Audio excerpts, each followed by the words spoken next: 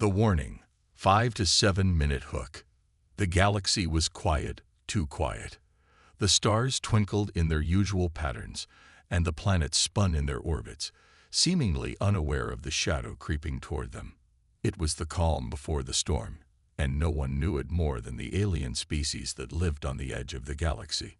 For centuries, they had thrived in peace, surrounded by advanced technology and civilizations that knew no war. They had built cities in the sky, mastered the arts of science and knowledge, and lived in harmony. But that peace was about to shatter. It started with a signal, a faint whisper that was nearly lost in the vast emptiness of space. The alien race had been monitoring the stars for signs of danger, but nothing could prepare them for what they detected. The message was like nothing they had ever encountered before. It was old, corrupted, and strange, but it was unmistakable. The signal came from deep within the unknown regions of the galaxy, from a place where no one had ventured for centuries. It was a cry for help. The aliens, known for their peaceful nature, had never faced such an urgent message. They tried to analyze it, but the technology they had was too limited to decipher its full meaning. The transmission was fragmented, its source unclear, but one thing was certain. It spoke of destruction. Something unimaginable was coming, something that could destroy them all. Their council, made up of the wisest beings of their species, gathered in their vast command center. Their minds worked quickly, trying to piece together what they could from the broken signal. They knew that the time for peace was over. A darkness was spreading, and they needed to act fast. But what could they do? Their fleets, though advanced, had never faced an enemy like this. They had no idea what they were up against. Fear began to ripple through the council. What if they weren't strong enough? What if their peaceful existence had made them too weak to defend themselves? As panic set in, the leader of the council, a tall and wise alien named Lyros, stood up. His voice was calm, but the weight of the situation was clear in his eyes. "We cannot face this threat alone," he said, his voice carrying across the room. "We need help, but not just any help. We need the strongest forces in the galaxy. We need the Deathworlders." The room fell silent. The name was enough to send a chill down anyone's spine. The Deathworlders were a race known for their brutality, for their warlike ways. They had never been allies to anyone, always fighting for their own survival in the harshest conditions. They were feared across the galaxy for their unmatched strength and ferocity. But what choice did they have? Lyros continued, "We send a message to them. We ask for their aid. If they are willing to help, they may be our last hope." The council hesitated, unsure if asking for help from the Deathworlders was the right choice. But the alternative was far worse. They had no time to waste. The enemy was coming, and it was growing stronger by the day. As the message was prepared, the aliens couldn't help but wonder, would the Deathworlders even respond? Or would their pride and fear keep them from aiding those who had once seen them as nothing more than savages? The silence in the room was deafening as the message was sent. It traveled through the stars, across light years of empty space, until it reached the one place where it was most likely to be heard. It was a desperate plea for help, a final chance to save their species from certain doom. Back in their homeworld, the aliens held their breath. They waited in suspense, praying that the Deathworlders would hear their call.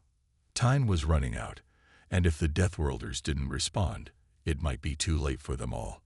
For days, there was no answer. The alien council began to lose hope. The message had been sent, but there was no sign of a response. The days turned to weeks, and still, nothing. The enemy was getting closer, and the fear among the aliens grew. Was this their end? Then, one day, the silence was broken. A response came through, not from one of their allies, not from anyone they had expected, but from the Deathworlders. The message was short but clear. "We heard your cry. Prepare yourselves. The Deathworlder fleet is coming." Hope surged through the aliens. They had been heard. But even as they celebrated, they knew one thing for sure. The Deathworlders were not coming to rescue them out of kindness. They were coming because the war was now theirs to fight. The galaxy was about to change forever, and the fate of the aliens now rested in the hands of the most feared warriors in the universe. And so, the countdown began. The Deathworlders were on their way. The question now was, would they save the aliens, or destroy them? The arrival of the Deathworlders. The stars that once twinkled peacefully above the alien planets now felt different, almost oppressive. It was as if the galaxy itself was holding its breath, waiting for something monumental to happen. The aliens, still reeling from the gravity of the situation, had spent days preparing for the Deathworlder fleet's arrival. The message they had received was their lifeline, but with that lifeline came uncertainty. What would it be like when the Deathworlders finally arrived? Could they really be trusted? As time passed, the dread and anticipation grew. The Alien Council had done their best to prepare their fleets, to bolster their defenses, but they knew deep down that none of their efforts could compare to the might of the Deathworlders. These were beings who had lived on the harshest planets, faced the deadliest creatures, and fought in wars that had destroyed entire civilizations. Their strength was unparalleled, but so was their reputation for brutality. Would they help, or would they come to conquer? Days turned into weeks, and just as hope was beginning to flicker, a shadow passed over the Council's great hall. It wasn't the slow drift of a passing ship. No, this was something else entirely. The stars themselves seemed to dim as an enormous fleet emerged from the darkness. Ships, monstrous in size, appeared out of the void, their forms taking shape against the distant light of stars that had been mere pinpricks moments before. The aliens had seen many ships in their time, but none like these. The Deathworlder fleet was unlike any other. Their ships were made of thick, unyielding metal, adorned with scars and battle marks from wars long past. They weren't polished or designed for beauty. They were designed to survive and to destroy. The alien fleet was suddenly dwarfed by the massive presence of these vessels. They felt small, insignificant, caught in the wake of the Deathworlders' approach. The Council was frozen in place, staring at the screen that showed the fleet's arrival. It was a sight both terrifying and awe-inspiring. The message had been received, and now, the Deathworlders had arrived. But what would they do next? Would they save them from the looming threat? Or would they simply sweep through their civilization like a storm, leaving nothing behind? The alien leader, Lyros, stood at the head of the Council, his mind racing. They had asked for help, but what they had received was so much more. The fleet was not just large, it was a symbol of everything the Deathworlders represented. Raw power, survival at any cost, and a reputation built on fire and blood. The question now was not whether the Deathworlders could save them, but whether they would. There was no turning back now. The enemy was still out there, pressing forward with relentless force, and the Deathworlders had made it clear that they had no intention of waiting for the aliens to prepare. The time for negotiations had ended. The fleet was here, and the aliens had no choice but to put their faith in them. Lyros turned to his council, his voice steady despite the storm of emotions swirling in his chest. "Prepare the fleets.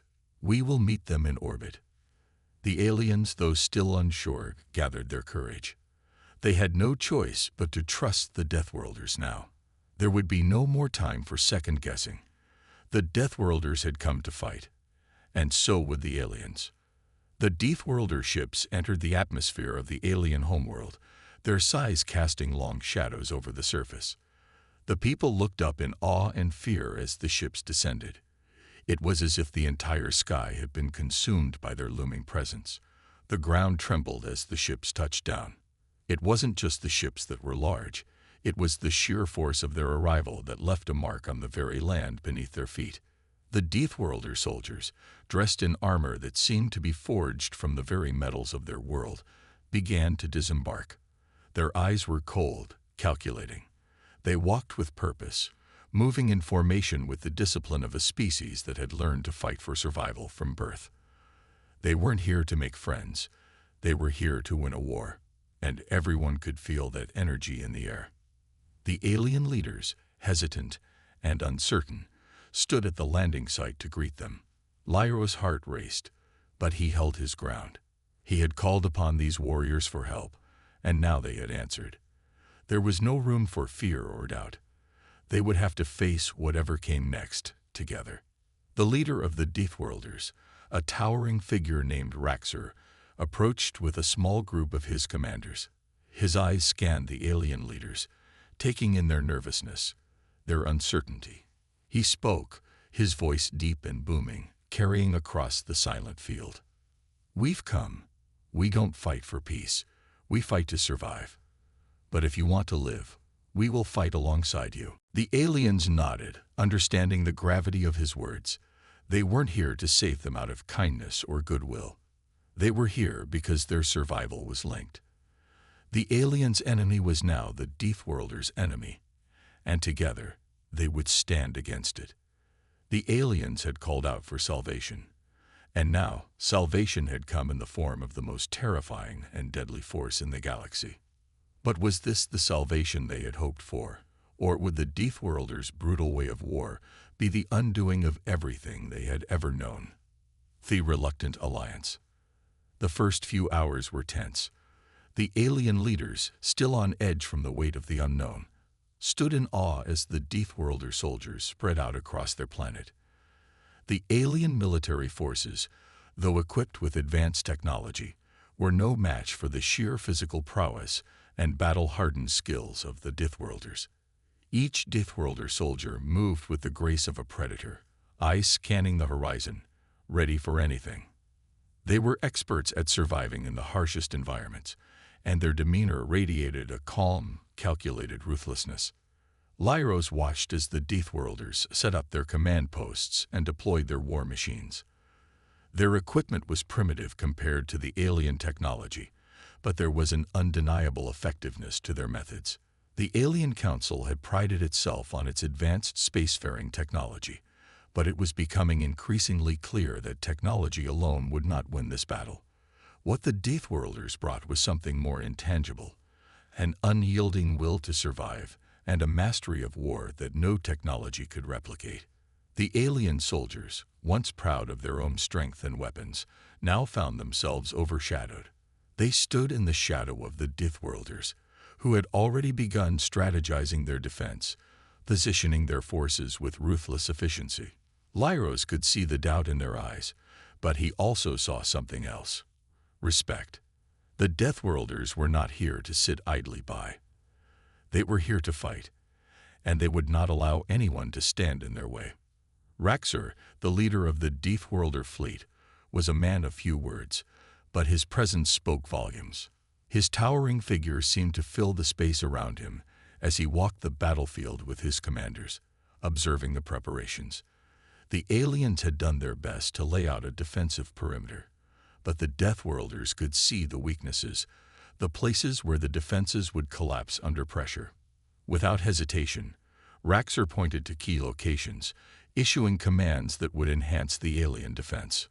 "What you see as a wall, we see as a door. Close it, and your enemies will come through it. Leave it open, and they will rush in like the floodwaters of your worst nightmares," Raxor said. Lyros had never seen his people fight like this before. It was as if they had been awakened to a new kind of warfare. The Deathworlders fought not just for survival, but for dominance, and their unrelenting aggression was infectious.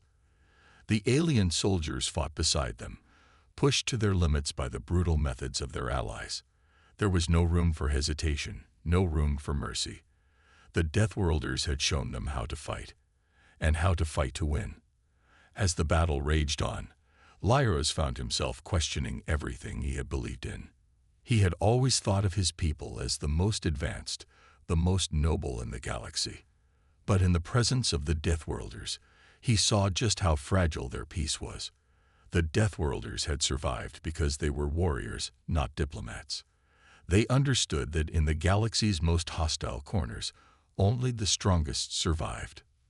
By nightfall, the first wave of enemies had been decimated. The battlefield, once a place of uncertainty and fear, now felt like a triumph. But this was just the beginning. The Deathworlders had delivered the first blow, but the real test was yet to come. The enemy would return, and this time, they would be ready. Lyros stood at the edge of the battlefield, looking out over the destruction. The Deathworlders had brought them salvation, but at what cost? They had fought side by side, but it was clear that this was only the beginning of a long and brutal war. The aliens had relied on their technology for so long, but it was the Deathworlders' ability to fight, to survive, that had given them the chance to win. Now they had no choice but to continue down this path, uncertain of where it would lead. In the distance, Raxor's fleet loomed like a storm cloud. They had come to deliver salvation, but now they had become something more, a reminder of what the galaxy demanded: strength, survival, and the ability to fight for what was yours. The Deathworlders had shown them the way. Now it was up to the aliens to follow. The question remained: would they be able to stand by their side as equals, or would they falter under the weight of their own uncertainty? Only time would tell. The enemy strikes back. The day after the first major battle, the alien world was on edge. The victory was undeniable, but it was a hollow one. The death and destruction had been immense, and the skies were still heavy with the scent of battle. But it was not the end of the war. Far from it. Lyros knew that this was just the beginning. The Deathworlders, ever alert, did not celebrate the victory. They did not rest. They were preparing for the next wave of assault. Their battle-hardened warriors were sharpening their weapons, reviewing their tactics, and organizing their troops into specialized units. They had no illusions about the enemy. They knew the war was far from over. Raxor, the leader of the Deathworlder fleet, had made it clear the real fight was only just starting. On the other hand, the alien forces were exhausted.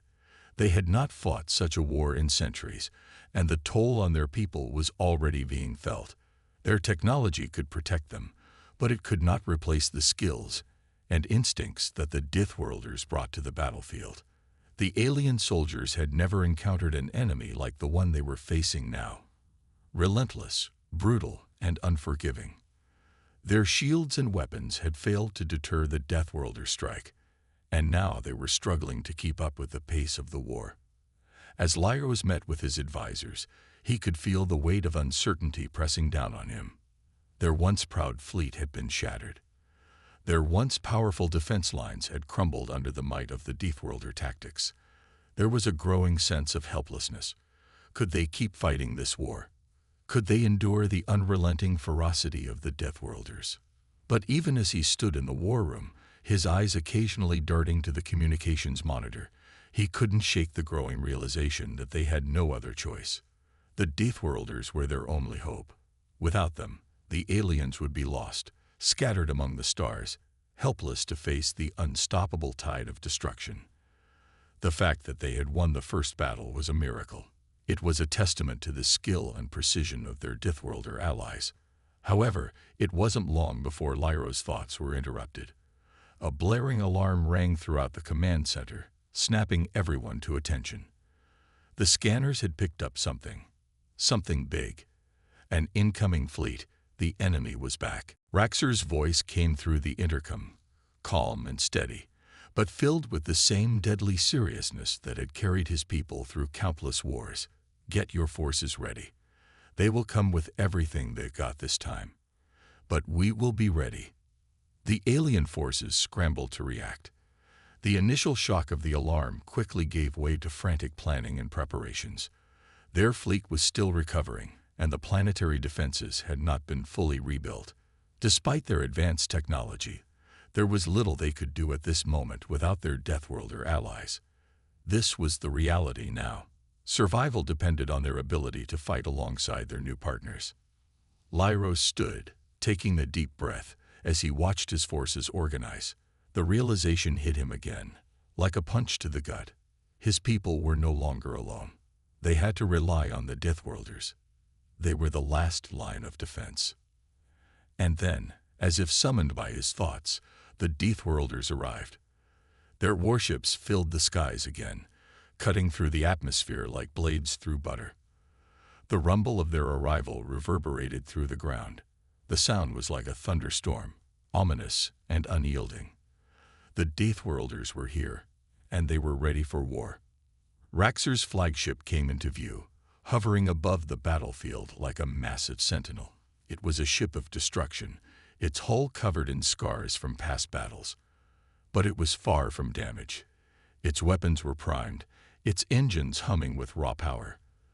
The Deathworlders were not just defending. They were about to unleash hell. Lyros joined Raxor and his commanders on the front lines, watching as the Deathworlder troops prepared to face the enemy once again. The air was thick with tension.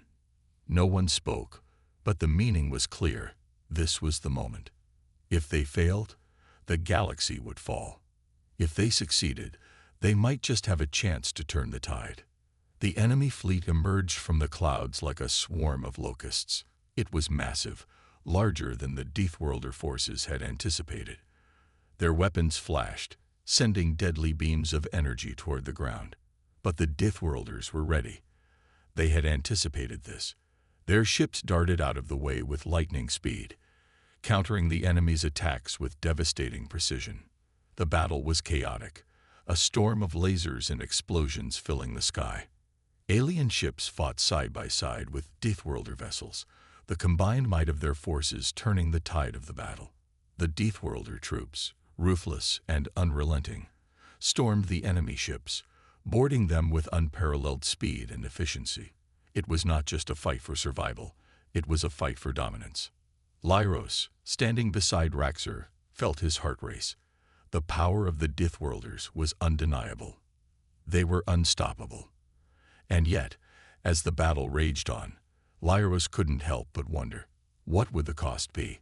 How much longer could they keep up this savage pace before it all came crashing down? The battle stretched on for hours, and the outcome was still uncertain. But one thing was clear. The Deathworlders had not come here just to survive. They had come to win.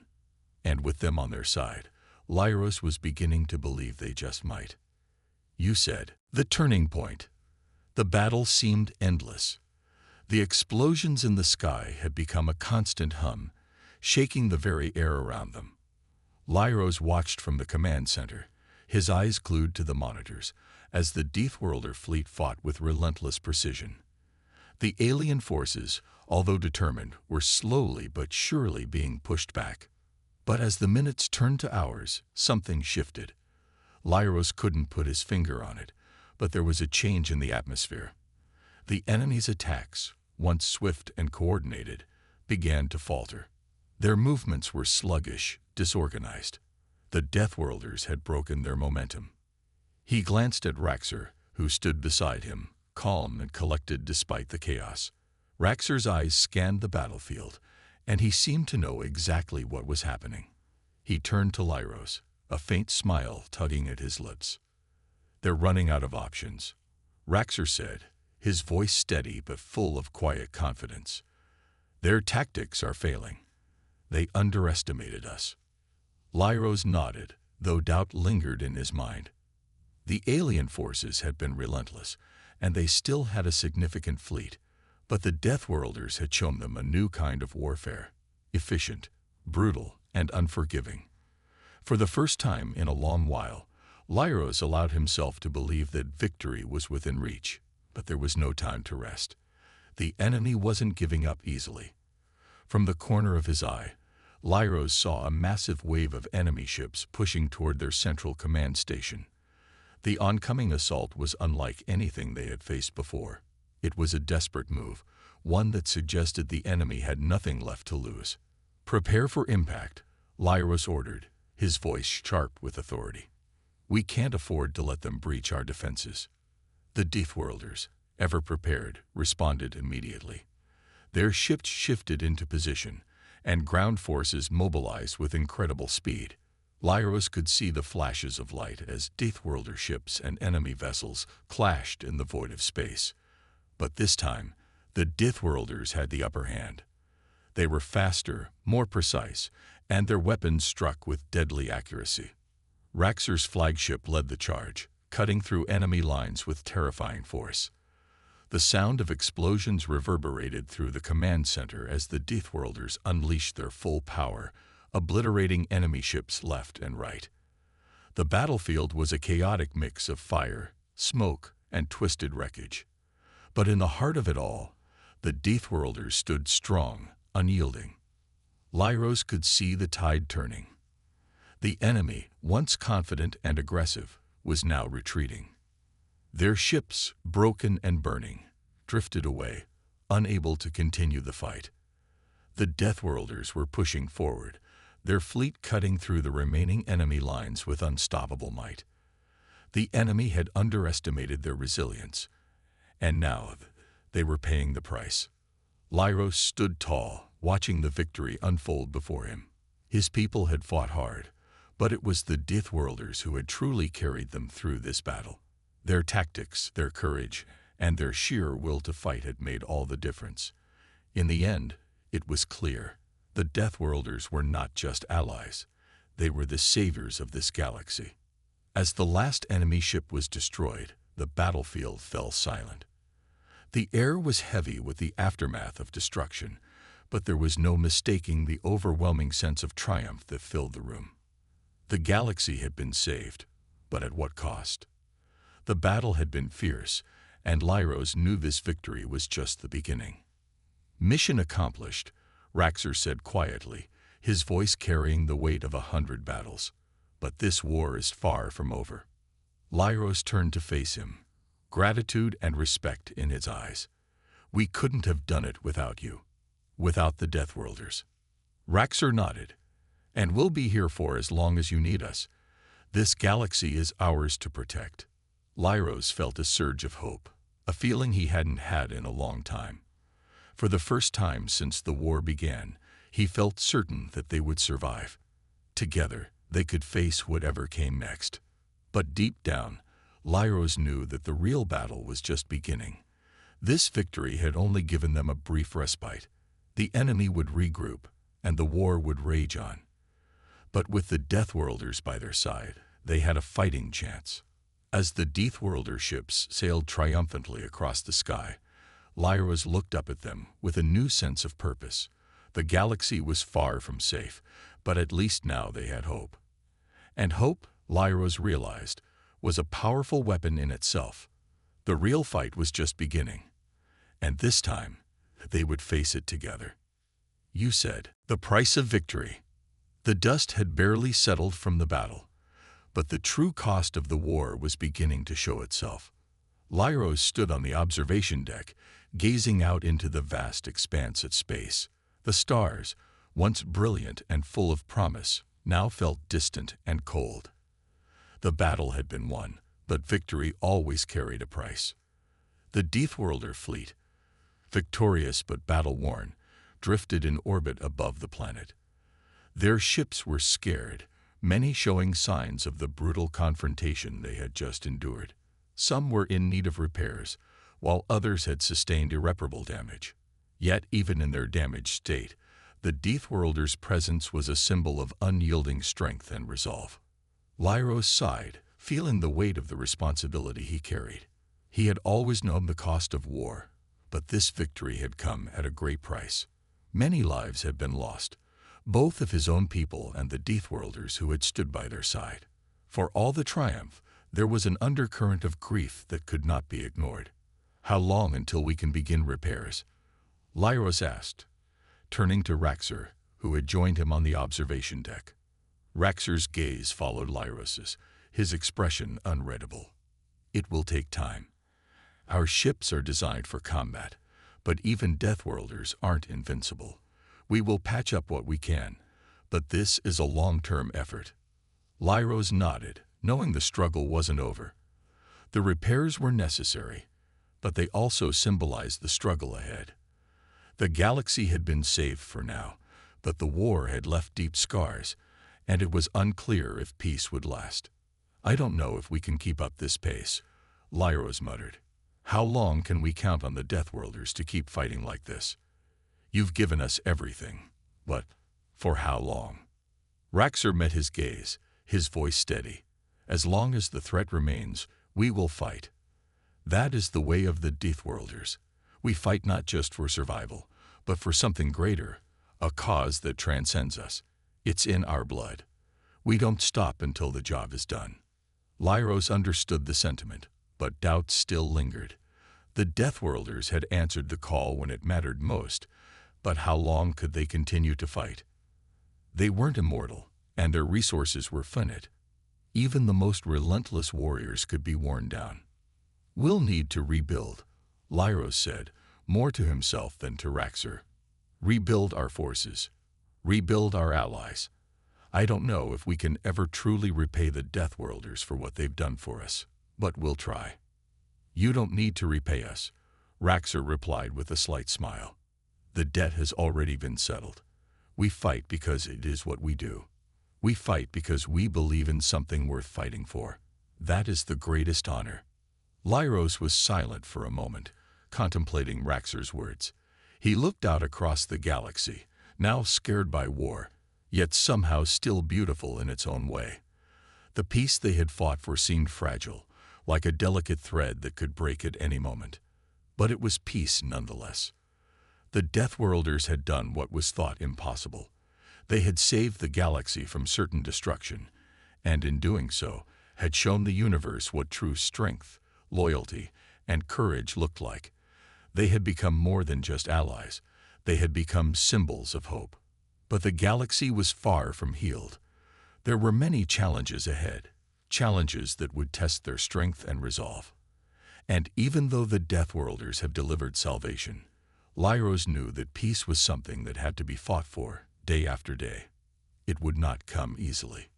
"We won this battle," Lyros said quietly, "but the war is far from over." Raxor nodded, his eyes sharp and focused. "We will be here, no matter the cost. We'll stand beside you. Always." Lyros felt a surge of gratitude. He had seen the Deathworlders in action, and their bravery, their unwavering loyalty, had left an indelible mark on him. They were more than just warriors. They were comrades, brothers and sisters who fought for a common cause. "Then we'll rebuild," Lyros said with newfound determination. Together.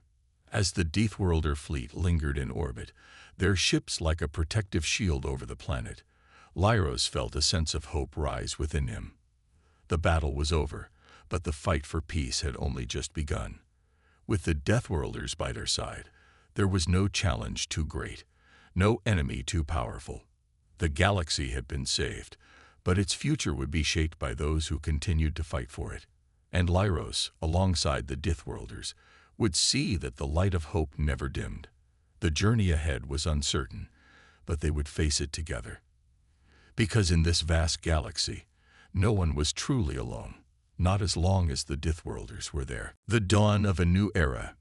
The galaxy, still scared from the horrors of war, began to slowly recover.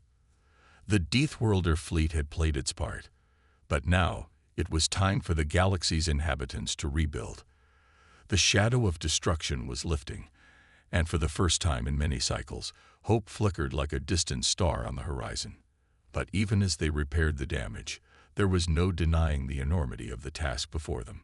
Lyros stood at the heart of the capital city, watching the bustling streets below. The war had left many worlds devastated, their populations reduced to mere fractions of what they once were. Cities, planets, and entire sectors had been decimated in the struggle. Yet there was something new in the air, an energy, a purpose. Humanity had become a beacon of survival. The Deathworlders had answered the call when all seemed lost, and now they were helping to lay the foundations of a new future.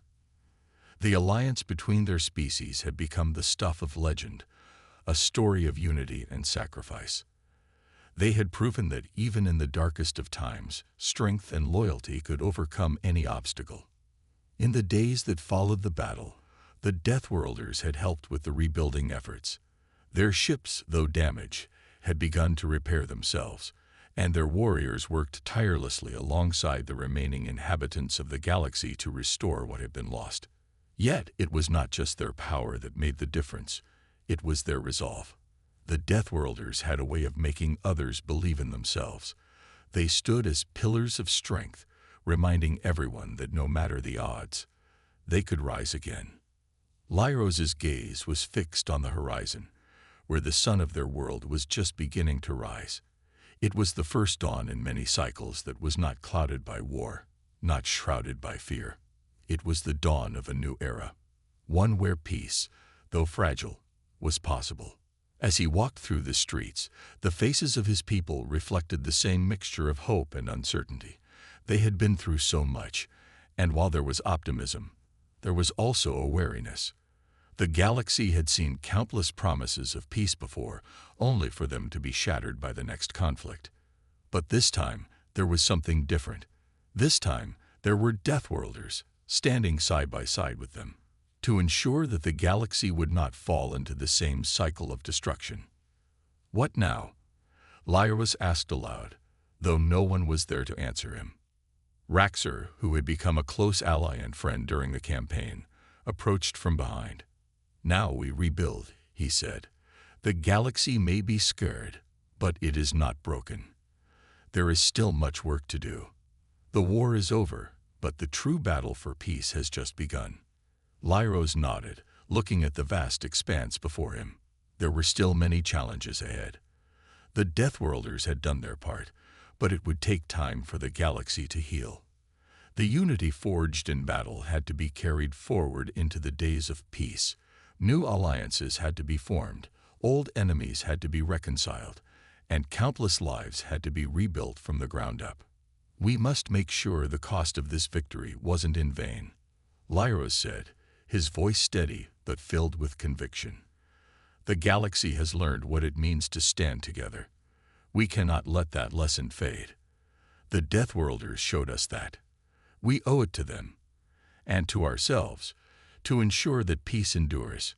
Raxer's eyes gleamed with understanding. "That is the true victory. Not the battle we fought, but the future we are creating. A future where the galaxy is united. A future where no one is left to suffer alone." Lyros smiled, grateful for the Deathworlders' unwavering belief in the cause. Together, they would ensure that the light of hope never faltered. Together, they would forge a new galaxy, one that could stand strong in the face of adversity, and one that could endure for generations to come. As the sun rose higher in the sky, Lyros took a deep breath, feeling the weight of the responsibility on his shoulders. The Deathworlders had come when they were needed most, and now their legacy would live on in the hearts of all who fought for the galaxy's survival. It was not just a victory of arms, but of spirit, and with the Deathworlders by their side, Lyros was certain that no matter what the future held, they would face it together, stronger, united, and ready for whatever challenge lay ahead. The dawn of a new era had arrived, and in the vastness of the galaxy, the hope of peace was more than just a dream. It was becoming a reality.